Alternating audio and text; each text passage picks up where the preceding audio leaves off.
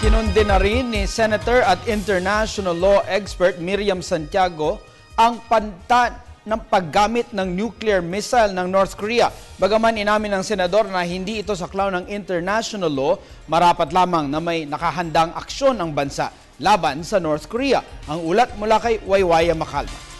Walang batas na nakasaad sa international law na saklaw ang paggamit ng nuclear missiles. Ito ang inihayag ni Senator Miriam Santiago bilang eksperto sa international law.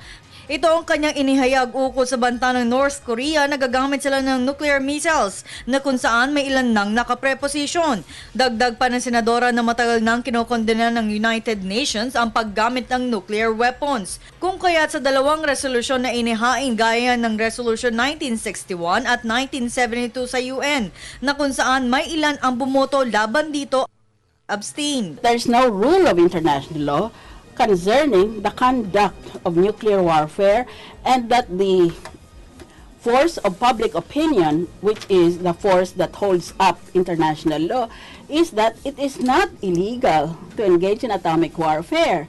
What we have are documents, treaties, resolutions of the UN General Assembly concerning manufacturing, testing, possession, limiting, reducing, but there are no actual rules, just like conventional warfare. Suwestyon ni Santiago na hindi natin kailangan ng crisis prevention, ngunit ang kailangan natin ay risk management.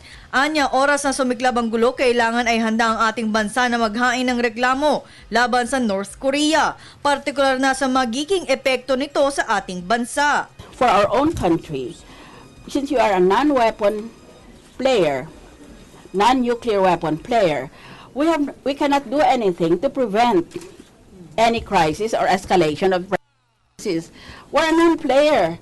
What we should be concerned about is the management of the risk that comes with an explosion within our area. We are neutral and we base our risk management efforts on international environmental law. Sa ngayon ay nananatiling kalmado ang sitwasyon sa Korean Peninsula, ayon kay Assistant Secretary Raul Hernandez.